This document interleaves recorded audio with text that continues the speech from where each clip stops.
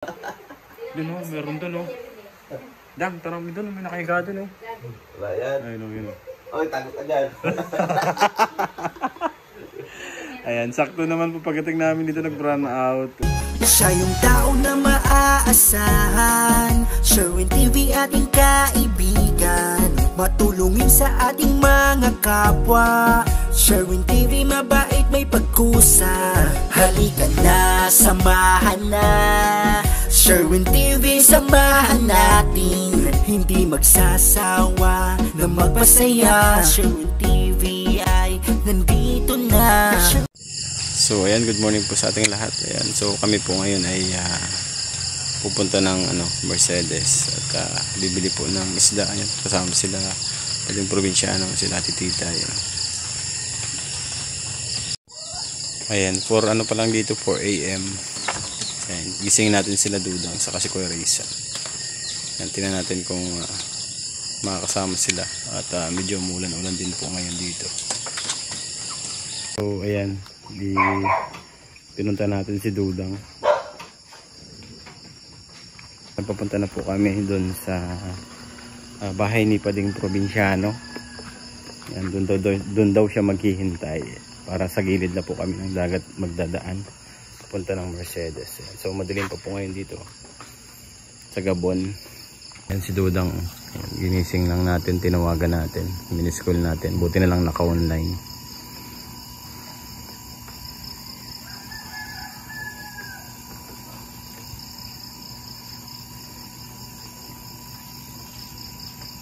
Ayan, madilim pa po.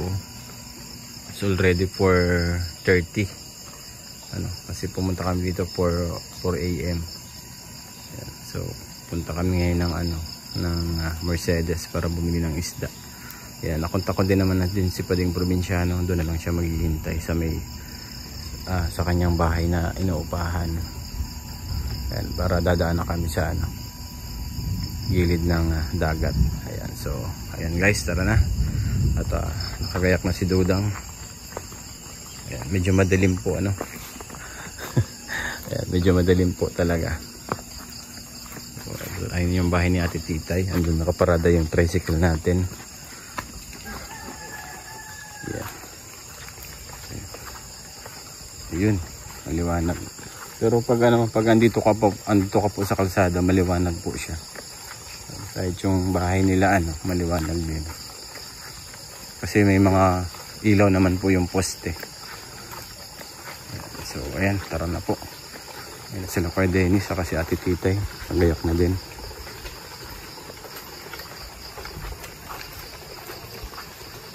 Sana huwag bumagsak yung ulan. So ayan, dito po yung tricycle natin. Paglalagyan ng bibiling isda.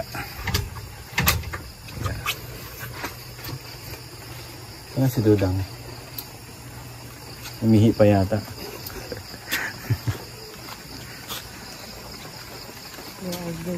Si Dudang ba yan? Umihi? Dang, ba't ganyan ka umihi?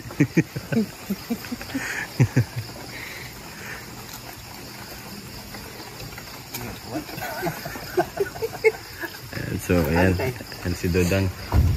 Yan na.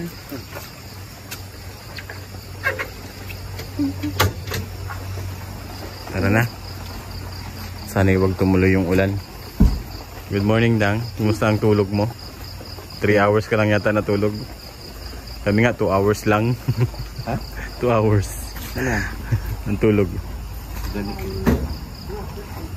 Ayun na, tara na.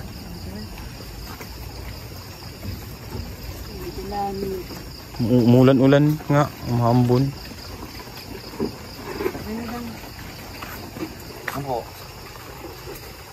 Okay na. Iwan ko muna ito kay Dennis.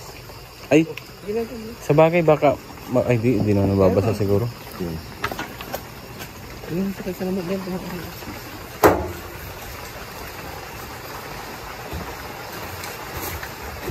Ayun, tara na.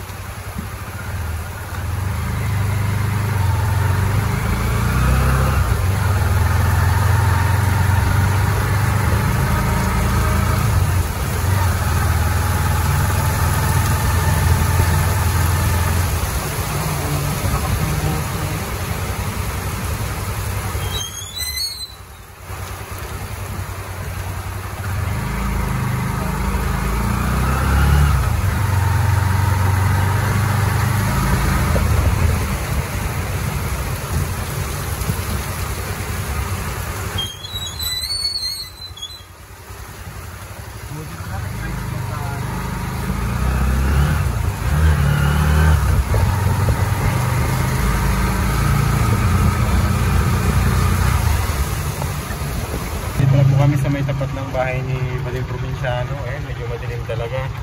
Ayun po si Puting Probinsyano. Lapas pala tayo ng kaunti. Si Padiw, nilalamig pa.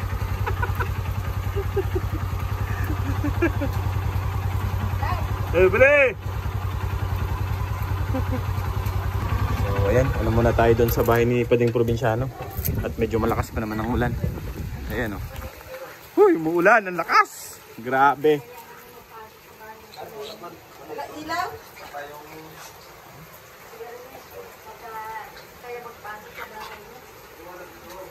Ayan. Bahay ni Pading Probinsyano. Grabe po yung ulan, sobrang lakas oh. Bumuhos yung ulan kanina. Talagang kala mo ay bumubuhos ng drum-drum na tubig. Ayan oh, dito po kami ngayon sa bahay ni Pading Probinsyano. Sa kanyang apartment. Oh, ayan oh.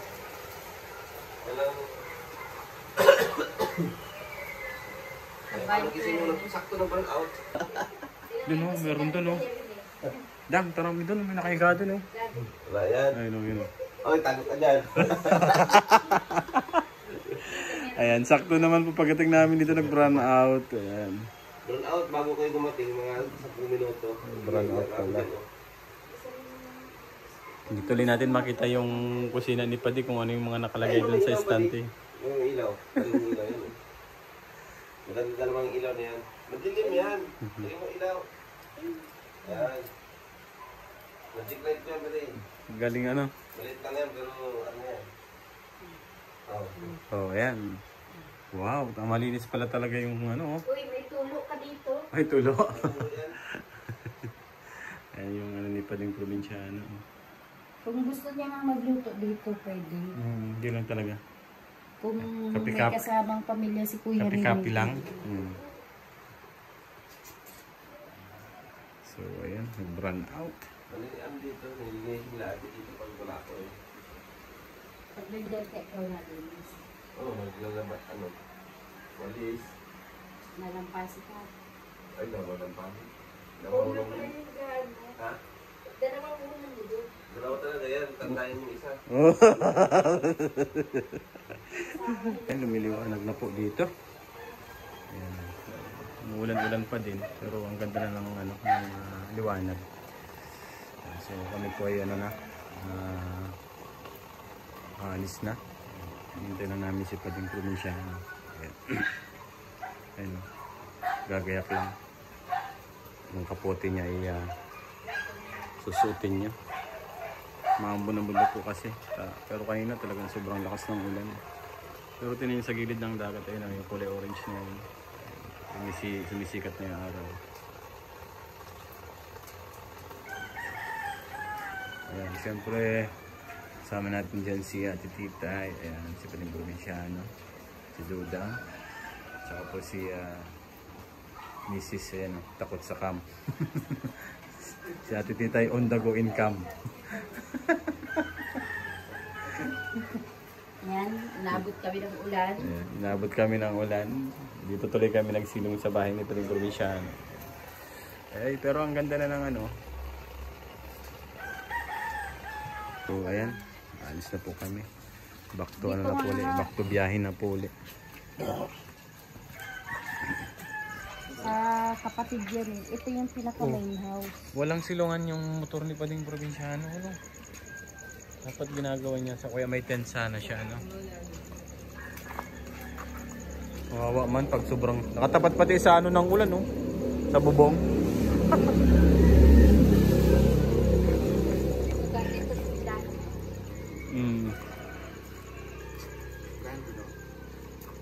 Ayan, maambon-ambon pa po. Ayan, tara, tayo. Okay, okay. Madaan-daan na kami ay. Nalubog. Pwede dito tayo madaan sa ano? Boulevard.